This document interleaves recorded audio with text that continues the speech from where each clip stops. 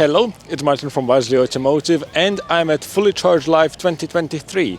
If you're not familiar, it's the UK's largest renewable energy convention, so instead of trying to show you around every single EV on display here, some of which we've already discussed because I was able to check them out at the Paris Motor Show, so I will leave that linked in the top right corner. I've made a short summary which will be live on our Instagram and TikTok, so make sure to check it out. But the highlight of the show, at least for me, is the electric Lotus. And I know what you're thinking, it's yet another expensive electric SUV, but don't go away yet, because even though I don't like to use clickbait in our titles and so on, this truly is a game-changing product. So I will try to take you all around it, fight through the crowds, and show you all the things which you can't see in a spec sheet.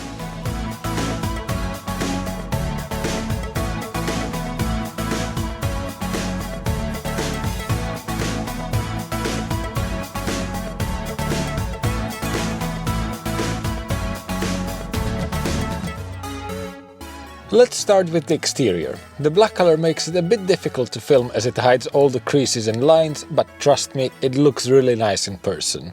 Interesting without going over the top, especially compared to something like the Lamborghini Urus. It's also all functional for aerodynamic purposes. The front intakes can close when cooling is not required. Like most modern EVs, the door handles are retractable, and the air channels in the rear bumper are so large that you can actually see the rear tires through them. Speaking of which, this display car is specified with these huge 23-inch wheels. They are very open but feature carbon fiber inserts to help with the aerodynamics. It's a staggered setup with 275mm tires on the front and wider 315s on the rear.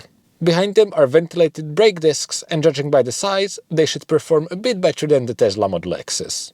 In the front, the headlights are split. If you look up close, the top part has a lot of fine design details and it's the daytime running light / indicator. And below is the actual headlight with the 3 projectors on each side, featuring matrix technology which can cut out surrounding traffic from the high beam, all as standard. From the rear, the car has the now popular SUV silhouette with a sloping roofline for better efficiency. The rear light bar stretches the entire width of the vehicle, and it's actually an RGB light, so it can produce any color to, for example, let you know about the charging status and so on. On top of the tailgate are these winglets. I suspect one of the reasons for the split spoiler design is to not obstruct the field of view of the LiDAR sensor and the rear view camera in the middle. The opening is large and the boot itself is very deep, like you would expect on a 5.1 meter long car, with the option to fold the seats in a 40-20-40 split. More on that in just a second, because I want to go back to the sensors and cameras. The taxi sign looking thing, that's a pop-out front LiDAR, and there are 2 more retractable units, one in each front wing. On top of that, you can opt for the digital mirrors with screens on top corners of the door cards, a bit like the Audi e-tron, but rest assured, you still get normal mirrors as standard. On top of the quote-unquote mirror camera in the housing, there's a forward-facing side camera and a top-down camera for the 360 view as well. That's a good point to start moving into the interior. Even though Lotus decided to go for frameless windows, both front and rear ones are double pane, so I have no doubt this will be an extremely refined car, even at high speeds. Let's start with the rear seats. There are multiple options. This particular example has the comfort seat pack, which means it's still a 5-seater with a normal rear bench, but it comes with more features like ventilated seats, both front and rear, plus massage in the front. You also have electronically adjustable backrests for the second row. More controls can be accessed through the rear touchscreen, which not only includes the HVAC settings but also media controls and so on. If that's not enough, you can upgrade to the executive seat package, which practically replaces the rear bench with 2 separate, proper, fully electrically adjustable seats and a fixed center console between them. The comfort goes way beyond the features though. The materials, the seams, the details, everything is simply superb. I'm fairly sure this is still a pre-production unit, but I could not find a single piece of cheap brittle plastic anywhere. Space-wise, you do sit a bit lower to the floor than in a normal SUV because of the battery in the floor, but the ample knee and foot room makes up for it. The sloping roofline doesn't eat into headspace either, I still fit fine. The front seats are more of the same, but obviously even better, with 12 ways of adjustment. The sides of the bottom cushion are in fact covered in Alcantara instead of leather to prevent squeaks as it would rub on the plastic base. All just very well thought through. The door releases are electronic just like on Teslas, with a manual backup hidden in each door pocket. The decorative trims are matte wood with a fine square pattern, minimalist and modern without looking cheap.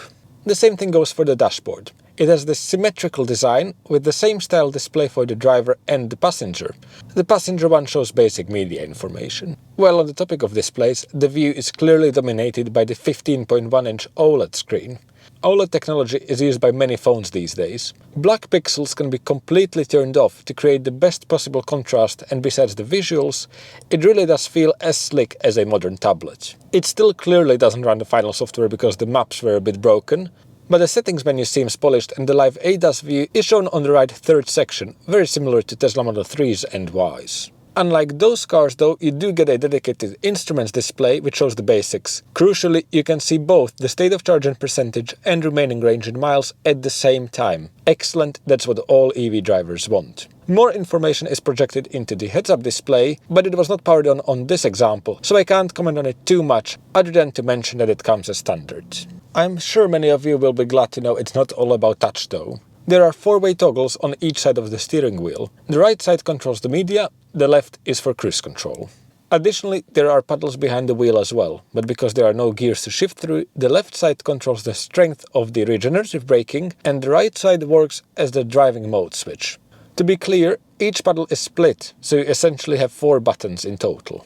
There are more physical controls in the center console. The drive selector very closely resembles the one in the Porsche Taycan, just mounted horizontally. Above it are the physical toggles for adjusting the HVAC temperature for the driver and the front passenger, with a nice detail, which is that the color of the ambient lighting changes depending on whether the system is providing cooling or heating.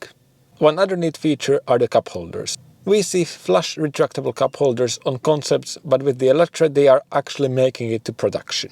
The last thing I want to touch on is the sunroof. It is a fixed full glass panel, but unlike Tesla's, it doesn't come as standard. On that note, if you're in the market for a car of this class, I would recommend playing about with the configurator, because as terrible as it may sound, the starting price is actually very reasonable, not just by EV standards, but when cross-shopping with any premium car in the segment, be it a BMW X6, Mercedes GLE or Audi Q8. And I think that's about it. Is it going to be better than the Model X or the BMW iX? We will reserve our final judgment for when we actually get to drive the car on the road, but in terms of the overall packaging, the technology, equipment on offer, the build quality, the interior, the materials, all of those things point to the Lotus Eletre being a fantastic product overall. So we are fairly confident it will do well. I know it's a £90,000 car, but it seems like you're getting a lot of value for those £90,000. And obviously, if you want to spec it further, you can go upwards from there. But Lotus has taken a very Tesla-esque approach where most of the equipment is standard. So even the base model shouldn't really be a compromised car whatsoever. Right next to it was this smart hashtag or number 1, whatever it's called. And we will keep an eye on that car as well, because it seems like it could be a good i3 successor. It's rear-wheel drive, very well packaged, reasonably priced for what it is, and features a lot of modern technology. So let us know what you think about both of those. And as always, thank you very much for watching, and see you in the next one.